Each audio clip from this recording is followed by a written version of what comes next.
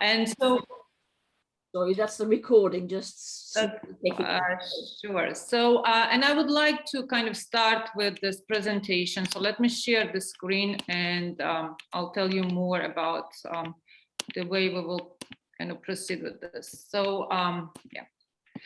So you're able to see my slides, right? So this kind of project, and when Nina Mdivani invited me to talk to you about this, the Georgian female artists, I kind of thought of presenting 9 artists out of 12, and this is the project that grew out of my video series produced with the Georgian Association in the USA last year in 2021, when I recorded conversations with living artists or with researchers who work with estates of deceased Georgian artists in Georgia. And why I did this was mostly because there is very little information available about these really extraordinary women in English.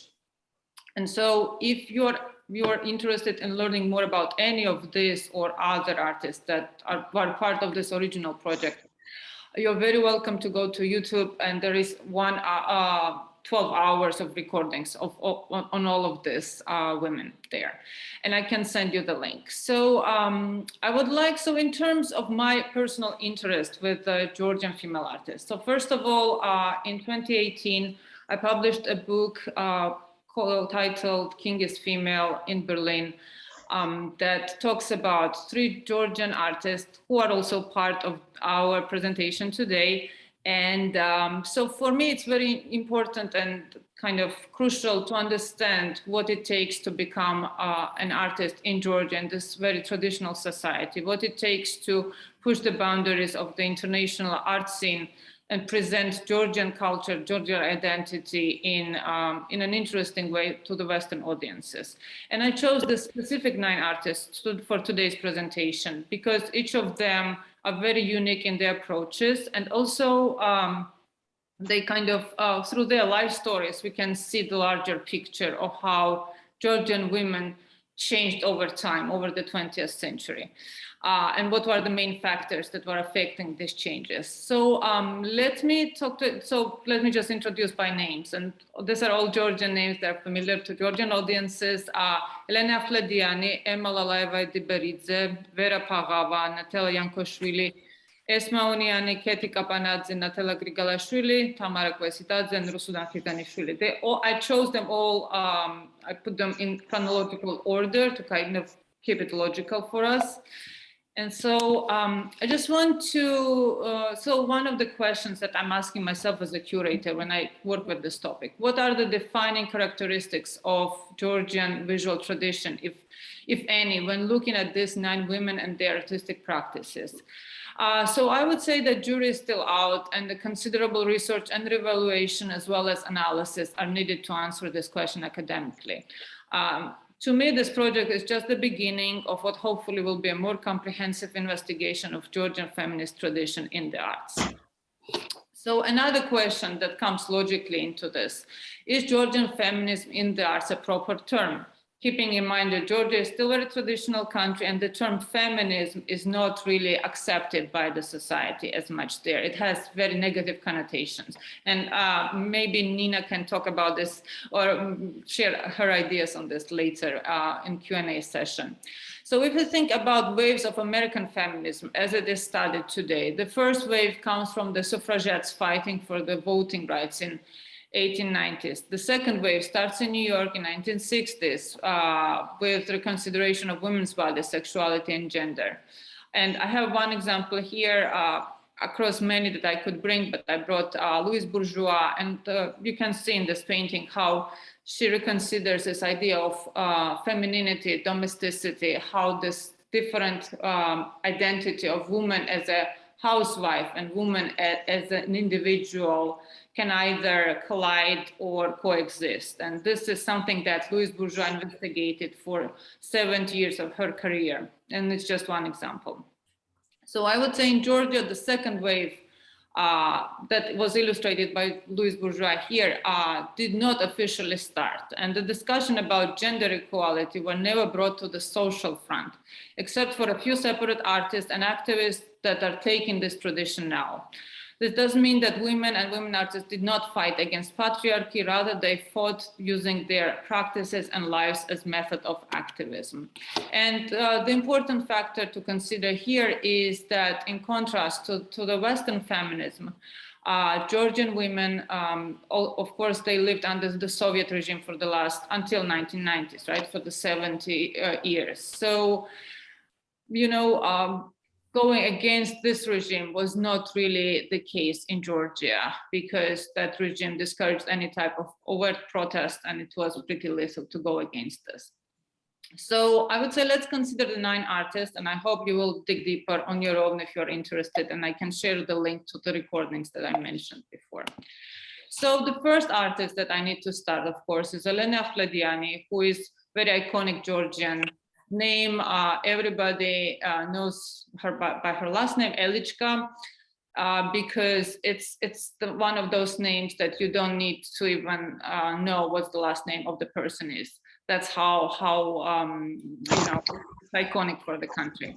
So she was born in Tel Aviv, student of Sklifasovsky, Fogel, Gabashvili. She spent several years. So she was sent on scholarship from the Academy of the Arts. She was sent to Europe, where she studied in Milan and Paris, along with Lado Gudiashvili, David Kapanadze, who are very prominent Georgian artists, Elena Flediani. So she studied in Paris, and she had very close connection to the intellectual and artistic elite of Paris. She was admired by Picasso, Signac, André Breton, Louis Aragon, Francis Picabia, Fernand Léger. She had a connection, very tight connection to the, you know, artistic elite of the time. And this was very important, and she learned a lot and absorbed a lot during this time.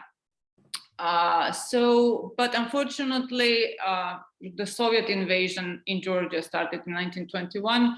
She was lured back under pretext that her mother was ill, so she returned to Georgia, and she was never allowed to go abroad. She remained in Georgia, but she worked prodigiously in theater, painting, became an immense influence to younger artists. And in addition to this, her house became the intellectual center of Tbilisi. She was inviting like all the important actors, concert pianists, writers. They came to her house in Georgia. Her house was dubbed the soul of Tbilisi, because she welcomed everyone. There were very important recitals and conversation taking place there, because in addition to being an exquisite artist and admired for her art, she was kind of very intellectual. She was able to kind of recreate this atmosphere of Paris salons in her house. So in terms of her actual works, she primarily worked with landscape and very extremely accurate urban landscapes. At some point, they were used for restoration of particular streets and buildings, and we can see one example here. Existence of humans almost invisible, but lives and music and rhythm of city life is always there. So again, she was iconic name for Georgian art. She never had a family and was admired as well as feared for her strong opinions. She was very important mentor to younger artists, and she launched many careers, and she helped younger artists to develop their artistic voices. So I thought it was important to start with Elene. So the next one, Lalaeva-Ediberidze, also unique artist, unfortunately less known outside of Georgia, representative of the vibrant culture of the Georgian modernism that in 1918 became part of the global cultural life. It was the time of the first republic in Georgia, actually, but it was very short-lived. So in 3 years, the Soviet invasion started, and unfortunately, Georgian art, as well as the rest of the country, was cut off from the West by the Iron Curtain. But nonetheless, the Georgian modernism was already developing, and a lot of artists, including Elena Flediani, who studied in Paris, she came back. So a lot of artists from that generation still was able to return and kind of continue this Western influences inside Georgia. So Emma Lalaeva-Ediberidze, though, her story is tragic, and it reflects the Soviet reality of the time. She was daughter of a famous Georgian photographer and wife of an innovative geologist, Georgian-born, who became the head of the metallurgic industry in Georgia. He built important factories in Chiatura, mining factories, but he was executed by the Stalins during the Stalin's purges in 1938.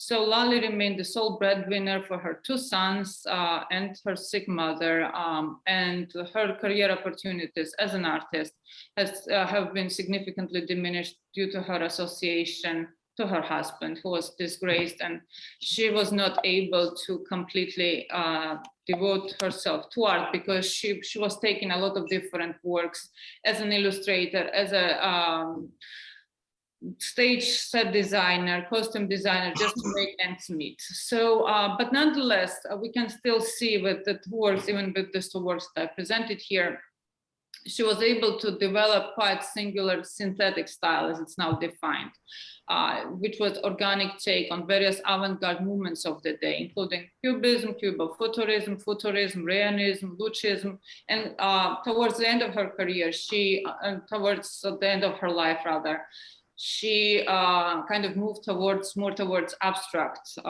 painting. But in here, it was very interesting for me to choose this specific work of art because it incorporates also cinematic perspectives. And don't forget that in 1920s, 1930s, 1940s, cinema was very new phenomenon. So different perspective of layers, right? You can see the Buddha's figure that we can look at from very different vantage points within this specific drawing. So drawing overrules the compositions, mostly using ink and reframing figures from different perspectives at once, and layers of images overlapping each other.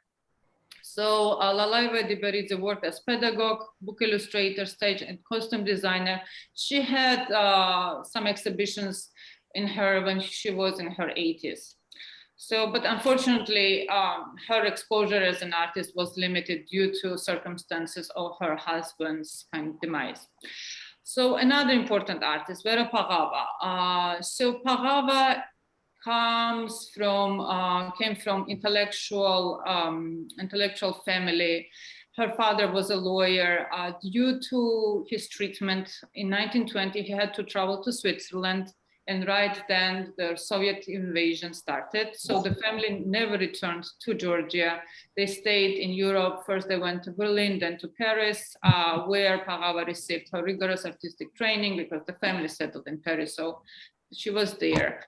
What is interesting about Pagava is that although she continued to live in France, she retained Georgian identity. And I was fortunate to talk in detail with president of their association, of Vera Pagava Association. And it was very interesting to talk to them because they shared very kind of unique details about Vera, how even over time, after many years of living in France, she was still speaking Georgian. She was tightly connected to the Georgian community in Paris and helped to whoever she could help there. As an artist, Pagava was discovered by a famous gallerist, Jean Boucher, who showed Dora Maar, Picasso, Vasily Kandinsky, among others. And Jean Boucher first showed Vera Pagava's work in an exhibition together with Dora Maar. So she said that people will come to see Dora Maar's paintings, and who was, of course, wife of Picasso and was very famous at the time, but people would discover Pagava, and this is what happened. And people really actually saw Pagava's works for the first time during this exhibition. In terms of her works as an artist, so over years, Pagava was engaged with painting, murals, stained glass, fabric. She was very versatile. and inventive. Over time, she moved from representation to abstract paintings. She engaged and redefined notions of mythology, landscape, and still life. She used very reductive palette. She didn't use bright colors from the very beginning. If you even can see and observe her paintings over time, it was very kind of restrictive, but at the same time, it's full of spiritual meaning. It's contemplative, meditative, and it's powerful in its own laconic way. In 1966, Pagava represented France at the Venice Biennale, and she is one of the artists who is getting more attention internationally now through the work of different galleries in France and in Germany. So the next artist that I wanted to talk about is Natela Iankoshvili, and you can see her very exuberant painting, a landscape, and I have a portrait on the next slide. So Iankoshvili, it's very, very different from Vera Pagava, but I think it was interesting to juxtapose them to each other because they both represent Georgian identity in different ways. Iankoshvili's romanticism, expressionism, freedom, and sincerity are all in contrast to the restrictive Soviet system that surrounded the artist. Don't forget that she lived in Georgia, and she had to keep in mind the constraints that were surrounding her there. She was student of David Kapanadze, Tamara Questi, and she was carrying forth their influence as well as visual contrast of Nicolas Pirosmani. And Nicolas Pirosmani is a very important influence for all Georgian artists. He was what now could be termed outsider artist, but who was still, he was rediscovered throughout 20th century. He was able to influence a lot of different artists in many ways. And what was unique about his art specifically is that he painted, he didn't have a lot of money. So as an artist in 1920s and 1910s. And so what he was able to do, he was just using whatever was available to him, and he was created very rich still life and rich urban streetscapes on the very black background. So what we can see in Iankoshvili and some other artists that we covered and will cover later is his influence in terms of this color contrasts. So what is about Iankoshvili now? For example, in the words of UK-based critic Alexander Adams, it is her genuine engagement to touch the viewer as the deconstructed elements of nature and people. Because again, what she did, we need to remember that socialist realism was the art of the day in the Soviet Georgia. But nonetheless, she was strong as an artist and she was able to withstand this outsider pressure. She burned nearly 200 works that had references to socialist and communist ideals and kind of started a new direction that was much more free-flowing and more independent. Iankoshvili was able to take advance of Nikita Khrushchev's thought, which was relatively kind of, she was able to travel to Cuba and Europe. In 1960, first Iankoshvili became first female artist to have a solo exhibition at the State Picture Gallery, also known as the Blue Gallery. In 1996, she received the Georgian Medal of Honor. So the next artist is Esma Oniani, who was brilliant poet, essayist, painter, and pedagogue. And you can see here that similarly to Iankoshvili, she uses very kind of sculptural handling of paint, very thick expressionist layering. But nonetheless, it's very different approach. She comes from a different place of a more nostalgic vision. So she, in her work, Oniani focused on individuals. She focused on the past, on her parents, ancestors, for, in a way, longing for a faraway time. And this is expressed a lot in her poems, very unique poems. In terms of her training, she went to Tbilisi Academy of the Arts. She was student of Georgian-born, and she cited David Kapanadze and Marcel Proust as her teachers. And indeed, when you read her essays or you look at her paintings, you can see this kind of appreciation of the moment as one of the important kind of hallmarks of her style. Warm red and cold blue are immediately recognizable in Oniani's canvases. Very specific range of subjects that channel highly unique and romantic visions through intense engagement with the surface. And I think intensity is a very important element of her approach, because it was important for Oniani to show shades of emotions, a synthesis of humans and their environment. She used poems and paintings as her methods. And we can see here one of her work, Mother with a Handkerchief, because her mother was a very important figure to her, and she continued to reinvent her within different portraits over her lifetime. So now, as we're getting closer to 1990s, I wanted to also show you Keti Kapanadze. She is dubbed the first conceptual woman artist in Georgia during 1990s. And she takes art that it's, in a way, her work shows us how the art changes over time and how it becomes more conceptual, more idea-driven, more related to text rather than the image. Although we can see here that she uses her face and her artistic identity as part of her own process. So Kapanadze asks questions about consciousness, identity, women and men as having different positions and rights. She turns life and experiences into art through reflection, elucidating meaning through text. So, for example, she went to Kazan, and Kazan was the city in Russia. So she went there in the middle of the winter, and she turned this experience of her trip and travel there to approach it from a conceptual point of view. She created texts that alluded to the city and to her experience of the city. But at the same time, we shouldn't forget that Kazan was the place where Lenin studied. So it was important for the Soviet history. So this was something, layer of history that she also explored as an artist. By the time when the Soviet regime was actually very close to collapsing, because she was there in 1990s. So her work actually shows this layering that comes with more contemporary type of art. Objects with text and underlying ideas functioning as the point of connection with the viewer. And so this is one example. And bringing text and its space together in a total installation is something that she does over time. And we have one example here.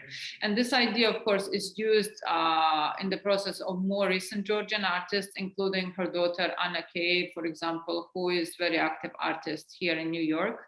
And she works a lot with the similar ideas. So we can see how the ideas from this, this artists that we saw, how they keep being revisited over time in a more contemporary ways now. Another artist that I thought was very important to include, Natela Grigalashvili, who is a photographer, an outsider to Georgian art scene. Natela Grigalashvili left her small village near Khashuri, which is in the middle of Georgia, when deciding to come and stay in Tbilisi. Grigalashvili studied at an art school, but even more so, she studied from small photo ateliers run by seasoned photographers. Because for her, she always wanted, as I know from Natela, because she was part of my book, so I had deep conversations with her before. So I know that she wanted to become, her main kind of goal when she started off was to become a cinematographer. But this is not something, a film director.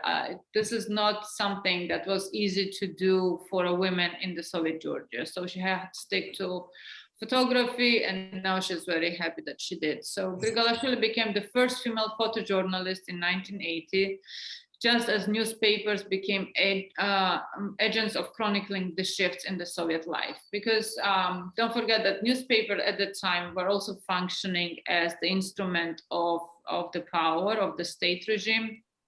But nonetheless, photographers were able to kind of to use their freedom and choose what exactly they are putting in the newspapers through their kind of taste, through their viewfinders, so to say. And we can see one example here.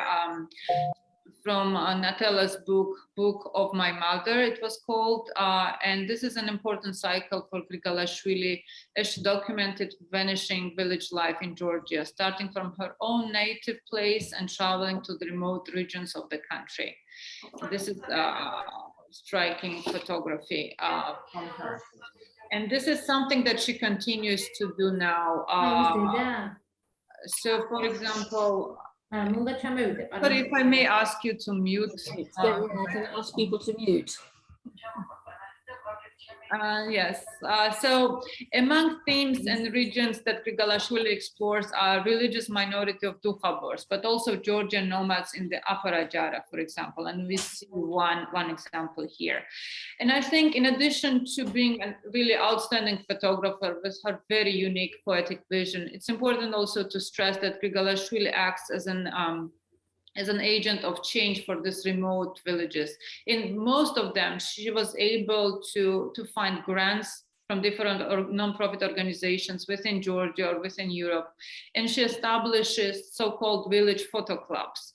And for these photo clubs, she invites locals and teaches them how to photograph and how to kind of, how to document what's happening around them. And then she produces many exhibitions in these places, which is really something that mightn't sound revolutionary for us living in cities, but for smaller villages in Georgia, it's very important kind of place to be.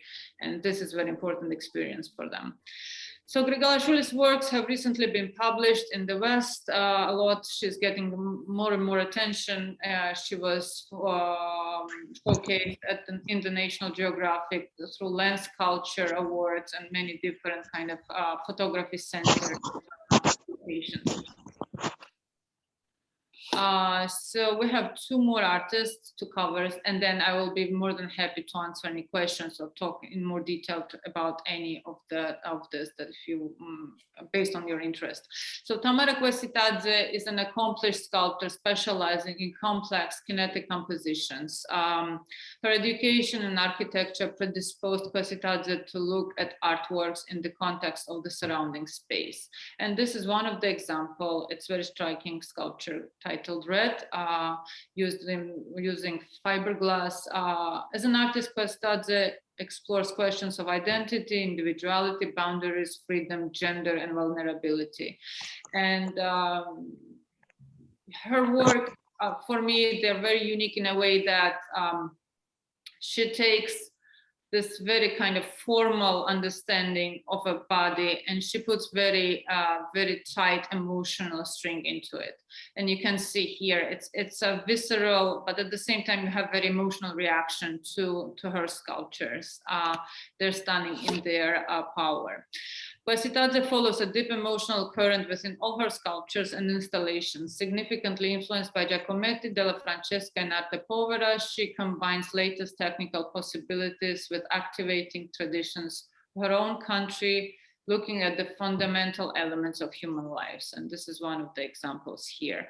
And of course, you might be familiar with the kind of her most important, well-known work is Men and Women, the revolving kinetic sculpture in the port city of Batumi that was replicated in China, in Vietnam, that she was also built for other Asian countries. So Tamara is very interesting in that way. And so the last artist that I wanted to feature is Rusudan Khizanishvili. She's an accomplished painter currently exhibited in the West. Through her rigorous academic training, Khizanishvili was influenced by Georgian frescoes in miniature, but then has broken apart this traditional visual language to look at pressing issues of the day. And among the issues that are of interest to her is this dissonance between natural world, human kind of society, and the way how we can coexist, or if we cannot coexist with each other. And she explored this over time in many different ways, but also question of gender and a woman's body is of importance. So for example, here we see this book of Genesis, which comes from the series Conversion Device that Ruslan worked on in 2017, 2018. And at that time, she kind of explored this idea of synthesis or dissonance, that we could be part of the of the nature outside of our immediate surroundings, or we need to destroy it to continue to exist. So this is something that she works a lot as an artist. And then the last slide I wanted to show you is also a coronation by Rusudan Khizanishvili that was shown in Berlin in 2020 in her exhibition. And I think it's important, it's interesting to kind of conclude here because Rusudan, her work brings back the Georgian female artist to a full circle, starting from Elena Flediani's tight engagement with the French artistic elite of 1920s, through the next 70 years of the Soviet Iron Curtain. And you can see Natela, Iankoshvili, Lalaeva-Ediberidze, and some other artists who were fighting with the Soviet regime, but who are nonetheless able to still bring forward their very individual voice as artists. Through post-Soviet struggle of Keti, Kapanadze, Natela, Grigalashvili, and Tamara Questi. And now Rusudan Khizanishvili and some other artists who are contemporary, who live in New York or in Tbilisi or in Berlin, how they again became part of this wider global contemporary art discourse. And this is, I think, very encouraging. And one of the artists that I know is also part of West Festival in Bristol that's coming up this weekend is Tammuz. And we were hoping that she will join us today, but she was not able. But we will, I'm very happy to to see her as one of the artists who continues this tradition and who is bringing forward Georgian identity on the global scale. So I would like to stop here because I think it's a lot of information to digest, but I'm very open to questions. And if you would like to go deeper with any of these artists, I would love to do this. Great. Okay, so if people want to ask questions, if they can put their hand up and unmute and shout out. I can't see any hands at the minute. I just make the screen slightly bigger, close the participant bit. Anybody got any questions?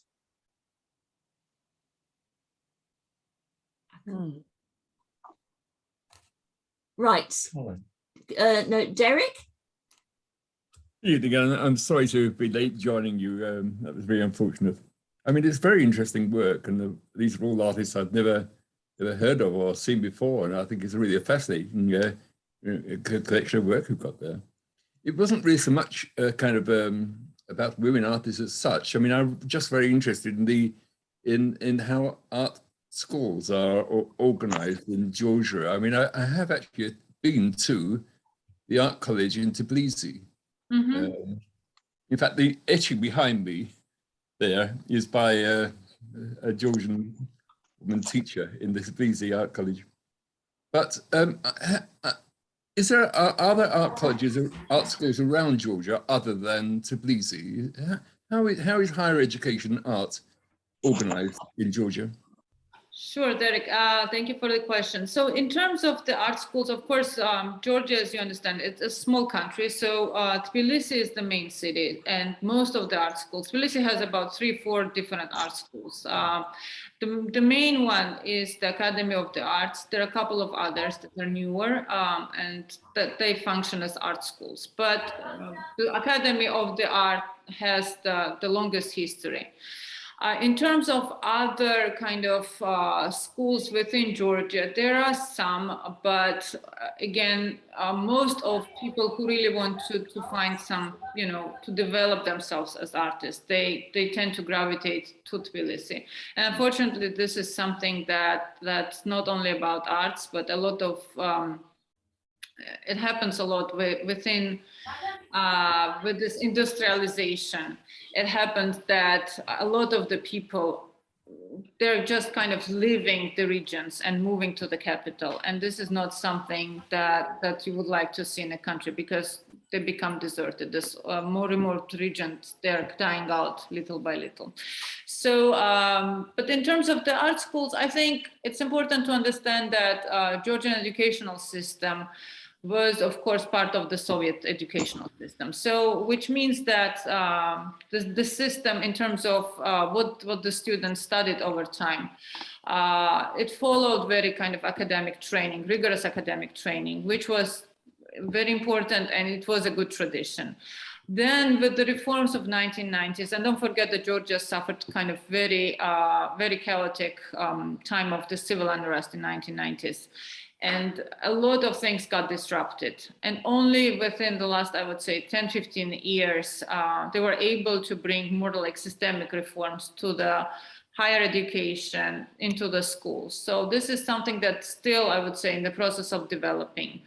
Unfortunately, you cannot say yet that it's on the par with the standard of art schools in the West, but nonetheless, the connections are there. More and more, the residency programs. The residency programs are important for development of art scene.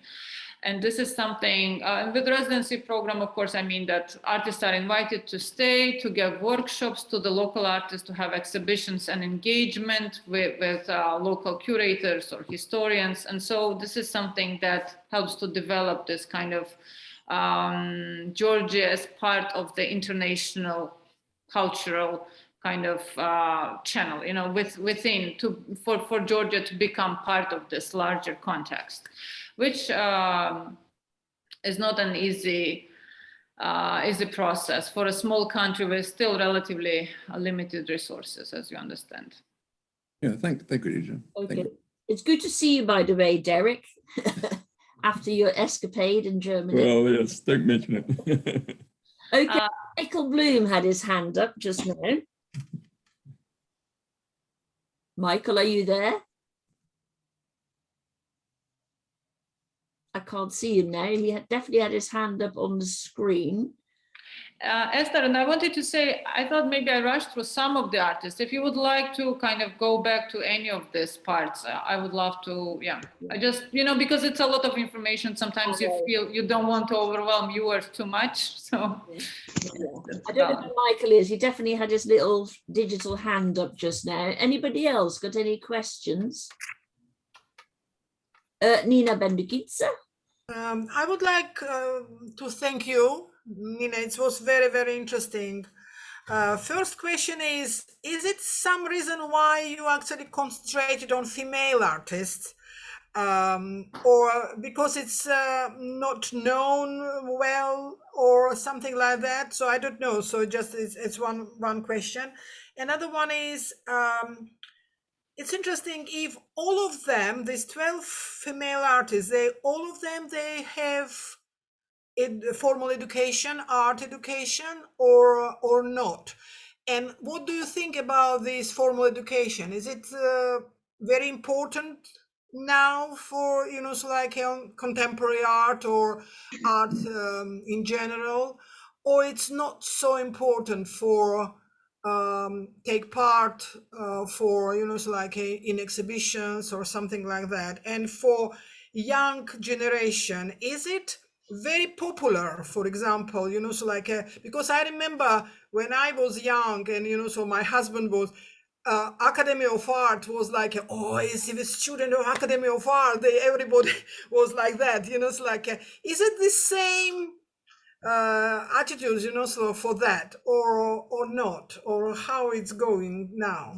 Nina, thank you for a really interesting question. I would start with the second one. So, you know, it's very, it's funny because I had the same conversation with Keti Kapanadze, one of the more contemporary artists that I covered towards the end. So in terms of formal training, I still believe that formal training is important in one form or another. You might not be able to go to art school. For example, art schools in the US, they're expensive, and it's hard to push someone to go to art school because, you know, it means that you will have to pay out these loans for the rest of your life.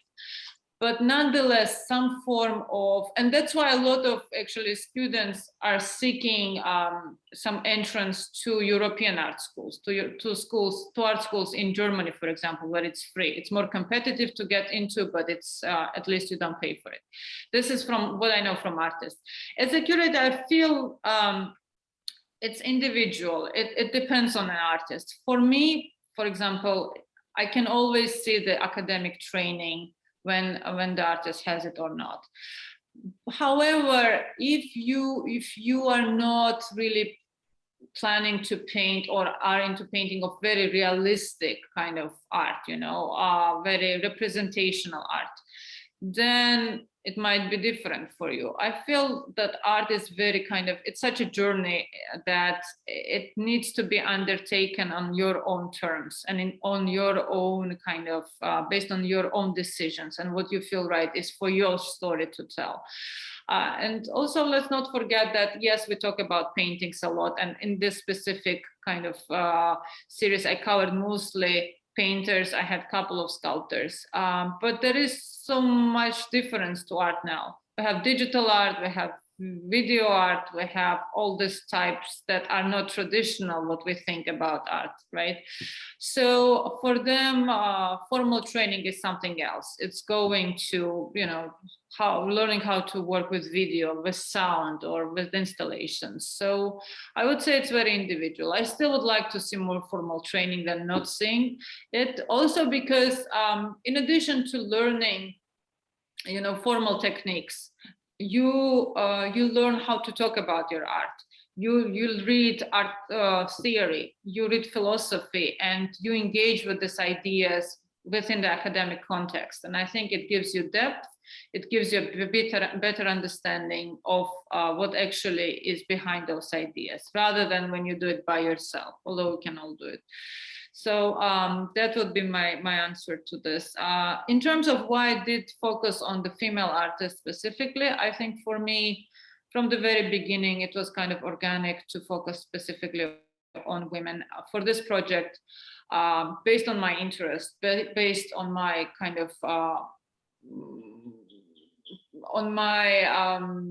I'm always interested into finding out more about what's hidden underneath the mainstream culture. And in Georgia, as we know, this kind of very strong feminine identity is always hidden within this facade of more traditional patriarchal country.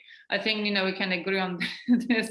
And art is something with this artist, we can also see that this impulse of strong feminine character is visible, is highly you can perceive it in this artwork. So it was important for me to document this artist, to create this material in English for other researchers to find more information. Because if you Google, for example, Esma, Oniani, or any of some of the artists from this 9 that I talked about today, there is not much information about it in English. You might be able to find something in Georgian, but it's very little.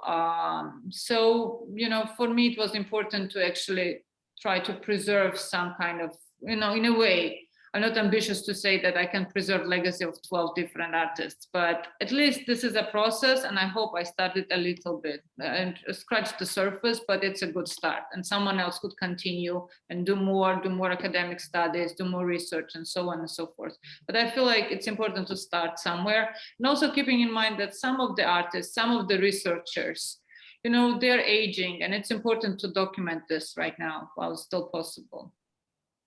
Okay. Brilliant. Barbara Rusudan has her hand up, and then after that, Anne Kennard.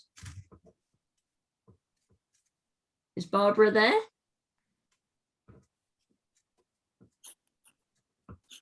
She's got a hand up. Barbara, are you there? Right, she's on. Barbara, you're on mute. There you go. Hi. Hello. Hello. You got your hand up. Good. We can't see you, but Barbara, you're on mute again. You've got your hand up. Have you got a question? I can't really understand how can I switch on the video. Sorry. That's okay. I'm being As long as we can visible. hear you. So, thank you, Nina, for including me in this wonderful project, which you started last year. It was really a big pleasure to me to be a part of this 12, the first 12 Georgian women of art in art. So it's a real honor to me. I hope I hope to continue the tradition of which Elena Akhvlediani started, for example, even she is not my favorite artist, but she did a lot of things for Georgian art, especially for the female artists. But you know that that tradition, we had a wonderful and very deep tradition in art, but mostly it was for the frescoes and for icons, but not for fine art.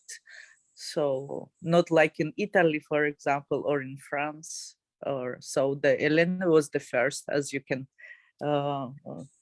know from the Nina's very interesting interview.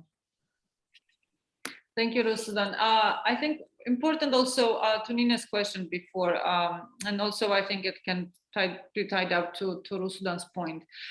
In Georgian art of the 20th century, for example, I was looking for an artist who would be interesting to kind of to showcase the fabric, the tradition of fabric and textile, because there are outstanding examples of fabrics created within the 20th century. But because it was created by the collective, by the factory within the Soviet reality, it's not possible to find one name. You need to then do it in the name of a factory, for example. And I wish that more work to be done in this specific kind of, in this direction. As to Elena Flediani, of course, she created a lot of, I mean, I think one of the important roles that she had, besides being an artist and a landscape painter, is that she was able to create this very intellectual center within her house. Yes, exactly. Bringing this together, yes. That's it. This is the most important, really, especially for the tiny country like Georgia. So, and about the question of Nina's question and other Nina's about the education and art, I think that I'm a little bit strict in that, but I think that we need to have a very good skills, because nowadays there are you know that before it was like a luxury to be an artist, but nowadays everyone can afford to buy the colors and canvases, and everyone can start painting. You know, it was not like before, a few centuries ago, when they had to be very rich or they had to get some order, etc., etc. So, and because it's really easy today to be an artist, the people, they really think that they can buy the supplies and doing something like abstract work, for example, or something. It seems very easy, but Nina knows very well how much we must work for that, because every day I work for, not at the moment I had some problems, but before I worked about 8 and 9 hours every day without weekends, because I'm a little bit obsessive in my profession. But I think you must have a very big background, because you have a lot of challenges all the time, and there is a huge competition, and you must be the best in this competition. So you have to have a lot of skills, and very good skills, to win. So I mean, just not only the skills to paint or to draw, you must have a very good the history of art, and there are many things you must know to be the best. So it's very hard way. Thank you. I've got three more. Can I just add, Esther, I'm sorry. Actually, Barbara Rusudan is Yes. Rusudan Khizanishvili. Yes. You know, so that probably you didn't understand, you didn't realize it. This is one of the I artists think which so. Nina mentioned. Yes. Nina, can you show Rusudan's work again? So Sure. just people, because it wasn't clear. So you have Barbara. It was not clear why I'm You have talking so Barbara much. Rusudan, so it's people didn't realize it. Yes, so Right, yes, yeah, sure. So in this is terms of Rusudan's paintings, yes. So Rusudan, here you are. So tell us more about this then. About So this is an older one from the book of Genesis, from Conversion Device, but let's talk about this one since it's one of the more recent paintings. So can tell us, so just to give our viewers a brief idea, it was part of Rumsen Bing's exhibition in Berlin in 2020 that I had the pleasure of curating. Ruslan was the main artist presented. So, and for us, it was, don't forget, it was 2020, so it was time still of the pandemic. And the idea was to bring this fantastic beings that Rusudan painted in a conversation with viewers. And this is one of the examples. But I would like to Rusudan to tell us more since she's here, and this is a fantastic opportunity. Thank you, Nina. I think you said many wonderful things already, so you are much better in explanation than me, but I will try to explain. I do not want to get your time too much, to spend your time, so you can just see the difference between these two paintings, which so there are the 3 years between these paintings. Mm-hmm. So, and I just want to for me, when I looked at this painting, the first one, that one, so it seems that I do not remember anymore myself that time. I has changed a lot since that. It's very interesting because seems that I am the same. I'm still doing the same things. I'm painting, but I'm different person than before. And it's very interesting to me. I'm sure that for each artist, it's very interesting to see how they are developing in art. And just you can realize that only looking at your paintings. So this is the most interesting and important things, really. If you it means that I'm not on the same place, in the same place, and it means that I'm moving around. How can I explain my better? So I like that I'm changing, and I like that I'm not the same, even in art. And it's very interesting journey to me to see how my paintings and my protagonists are coming into my paintings themselves. So, and I'm a little bit trying to explain, but I can't to explain what I want to say. So the first book is the book of Genesis, the first painting. So it's very important book to me, and only not to me. It's very interesting book. This is the first book actually, which was written. So it means that if I'm doing that, I'm doing the first book. This is my own book, but I'm just painting this book, not writing that. And so you can see there the different parts of the different beings, the humans and animals. It seems that the God is still reproducing the humans or animals or something.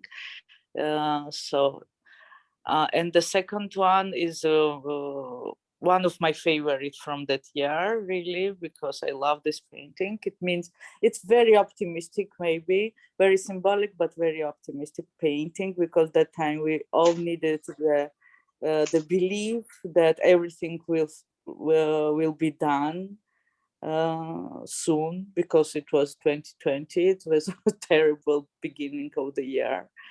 So it's about the winner, and there are a lot of hidden symbols. Actually, I do not like to use the very open symbols. I prefer to include something like between the lines, and you can see like you are watching the stage, the circus or the theater, and the spectator are they can feel themselves like also the character of my painting, and so they can have some dialogue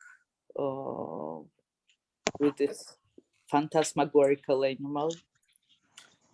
And yeah, I do not want to insist, and I do not want to press the people and giving them the whole idea. I just I just like to listen what they are thinking about. It's very interesting also. Some people can realize, some people can read it very properly, what is there on the painting, like in the book. Okay, I've got 3 people who have indicated with the hand up they want to ask a question. There's one on the chat. We'll wait with the one on the chat because I've got that captured here. Anne Kennard had her hand up earlier on. Yeah, I just wondered, it's really interesting to hear about these artists of whom most of us have not really heard shamefully in the UK. I'm just wondering whether it was interesting the way you did it in a chronological way. Would you say that these women actually learned from each other, that their art developed from previous women's art, or were they more a sort of reaction to the artistic and social situation in which they found themselves in? That's a very interesting question to consider, actually. Thank you for it. I definitely think there are, well, of course, in a way and indirectly, they were learning from each other. And as you know, let's not forget this idea of artistic competition and influences. So I feel like every artist develops, on the one hand, there is this kind of reaction to whatever is happening around you, right? Direct reaction. And sometimes it's opposition. Most of the time it's opposition, but sometimes we still kind of, we still feel influence from something that we cannot even fully accept. So I think it happened to some of the artists that worked within the same time frame. But at this, for example, Vera Pagava, who lived in France, of course, she, Georgian artist living in Georgia, were not able to learn about her. But at the same time, you can see that similar ideas, although in a different way, are expressed by the artists under the Soviet regime that were working in the Soviet system nonetheless. Mm-hmm. So this kind of transition towards abstraction, as it happened, for example, with Lalaeva-Ediberidze, who moved towards abstraction just as Vera Pagava did, which happened roughly at the same time in 2 different countries with 2 different borders. In terms of if there is a direct influence, I would say maybe in artists who work now, you can see that there is some influence from artists of a century ago. Mm-hmm. But at the same time, it's hard for me to quote direct kind of, maybe there are some homages. Some homages could be cited, but it's not like very direct connection. But it's a very interesting question, and I would like to explore it. I was actually thinking of summarizing the whole idea in more scholarly articles, so this is also something to include, this investigation there. Thank you. So I'll just tell you in the order in which I have it. So we got Mira, Katerine and Lena who have got their hand up, and then I've got one on the chat from Rebecca Russell. So if we start with Mira, if you'd like to unmute Mira. Sorry, unmute, sorry. Yeah, unmute, yeah, we can hear you. What's your question? I have questions for now, thank you. just listening. It's interesting. I don't think, Esther, there is a question. It's not a question. Okay, all right. So, Ekaterine. Ekaterine, have you got a question? You had your hand up earlier on, no? You're on mute. I can't see her either. Right, okay, then Lena. You got your hand up if you got a question. So you're on mute, we can't hear you. Has Lena got a question? Hello, Lena. Have you got a question? Yes, hello. Okay, my question is going to be a little bit weird. Don't misunderstand me. I'm Norwegian, so I believe that I'm from a country where is more or less equality between women and men. So my next question is, behind every outstanding man, there is always like very strong woman. So those talented artists, female artists, so who's standing behind them?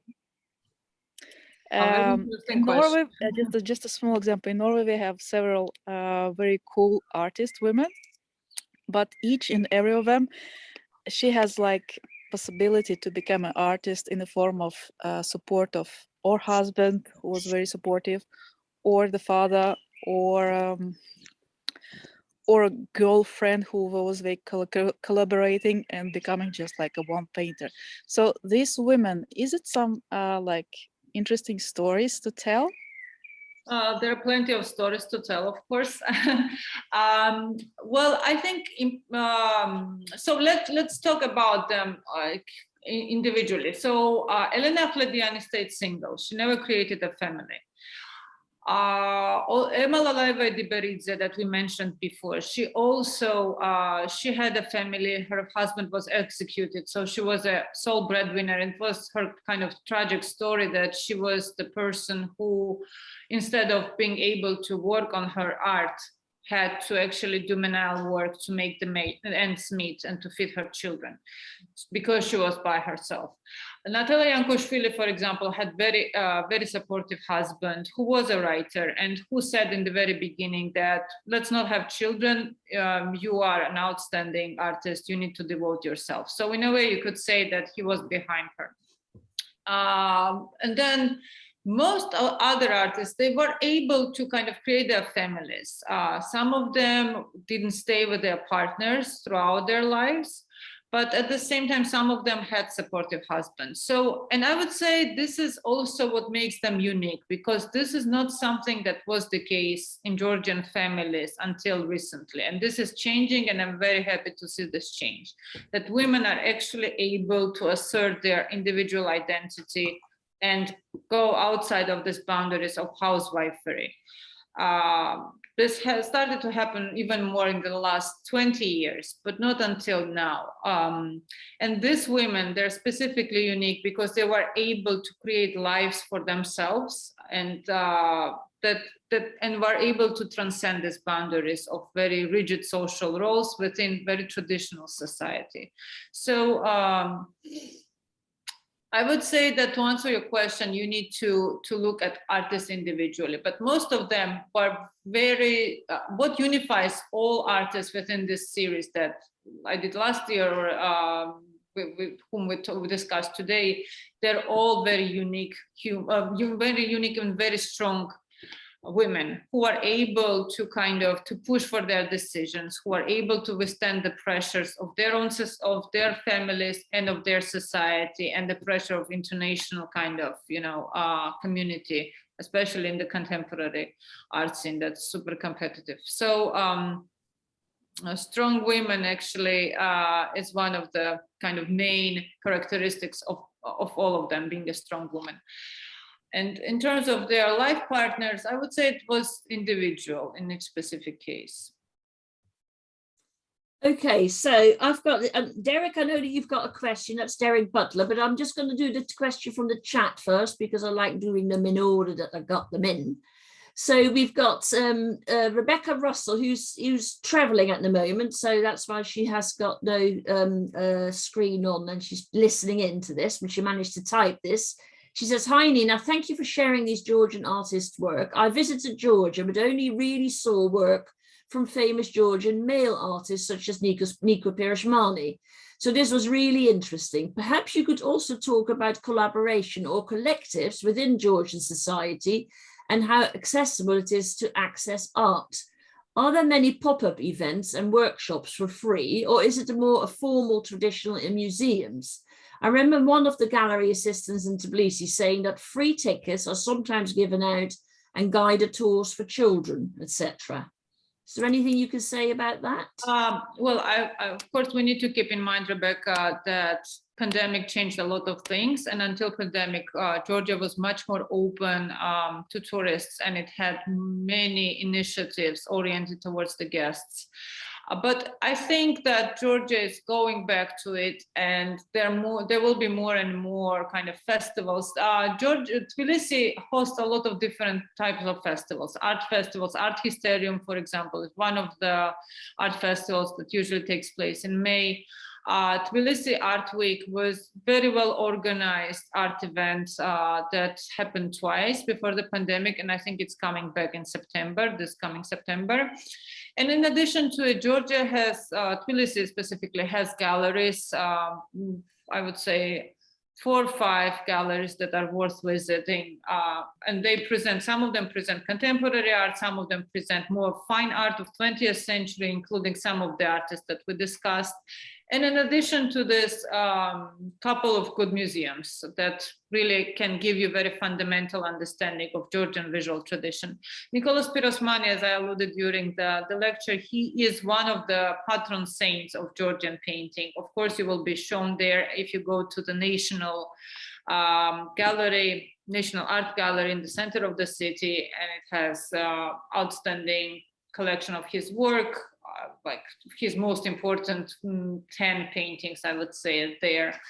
But in it, I would say that this is changing in terms of representation of women artists. There are not so many, and this is something that I hope would be considered and worked with in the future, that this artist that we kind of specifically discussed today will be presented in a more consistent way.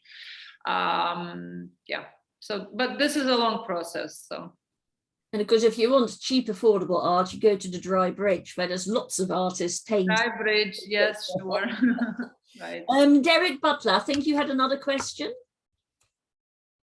Well, 2 seconds. If you have another question, Derek. Hold on 2 seconds. Right. Well, in a way, I didn't, but I mean, I found the whole thing very interesting. And a really interesting talk. I think when I first went to Georgia, because Newport is twinned with Kutaisi, I got to know quite a number of the artists in Kutaisi, and they were all men. I didn't meet any women artists in Kutaisi. They were all men, and they all painted rather traditional landscapes. They were great company. But then I thought, well, perhaps Georgian art is a little bit provincial. And then, of course, I then went to Tbilisi, and really, I was bowled over by the work that was being produced there. It was really cutting edge, really exciting work was being produced in Tbilisi. So there was a division between provincial area, city I love, Kutaisi, and Tbilisi, where really very cutting edge art was done. Even so, it's also really good to know that some of that really cutting edge art is produced by women as well as the men. And I've learned that today. And so thank you for that, Nina. That's wonderful, Derek. And just to also add to your point about Kutaisi, and I had the pleasure of visiting it last year and kind of really learning more about its history. Kutaisi is a very important cultural center for Georgia. At one point, it was the capital of Georgia, and it was the capital of the Russian gubernia. First, when Russia incorporated Georgia within the 19th century, they made Kutaisi the capital of the whole kind of region. which meant that a lot of people were coming to Kutaisi. It has a marvelous architectures, I'm sure you remember. It has very interesting buildings and important buildings for Georgian architectural history. And a lot of important writers, poets come from Kutaisi, and it's really beautiful city to visit. And it's not that far from Georgia, from Tbilisi, comparatively speaking. It's about 2.5 hours. So if you ever have a chance, go back to it. Okay, I think that's all the questions for now. So huge thank you to Nina for doing that for us from New York, and we will obviously sort out the arrangements that we made with you. Just to remind people then that this coming weekend, there's people from all over the place here, but the people who are sort of more local to Bristol, so the Upfest Street Art Festival is on the Saturday and Sunday. So there will be artists, doing their painting, etc. Some of the painting, as I said earlier on, people might have missed, that has already started because there are some massive pieces of artwork coming. Tamoons, the Georgian street artist, is coming as well. We're picking her up on Thursday from London, bringing her back to our house because we're hosting her, and her work is absolutely brilliant. So if you have a chance to come to Bristol and have a look and see what's going on, then please do. Actually, one of her bits of art is behind me on the wall over here. And then the other thing, the next event from the Bristol Tbilisi Association is on the 24th of June, when we're organising a Georgian banquet, which also incorporates a Georgian wine tasting. The Lord Mayor of Bristol, the Lord Lieutenant is coming, and the High Sheriff is coming. High Sheriff is coming. The ambassador. And the ambassador, Sopiko, is coming down from London. She's having 2 days in Bristol, meeting with various businesses, etc., and the local authority, but she will be attending the banquet as well. I have sent details out about that. There is still time to buy tickets. People who are nervous about maybe still gathering in larger crowds, the venue that we have is large enough for us to set up a more cautious zone of people who don't want to sit too close to other people. So if you want to come to that, I've sent a link to people. You need to book your ticket on Eventbrite. So that's the next thing that we're organising. His Lordship has arrived. I don't know whether he wants to say something. Don't make it too long, Derek. No, I don't say anything. He doesn't want to say anything. So thank you very much again to Nina. Thank you all for joining us. Thank you. And we'll hope to see you soon at the next event. All right. Take care, everybody. Thank you so much. Bye-bye.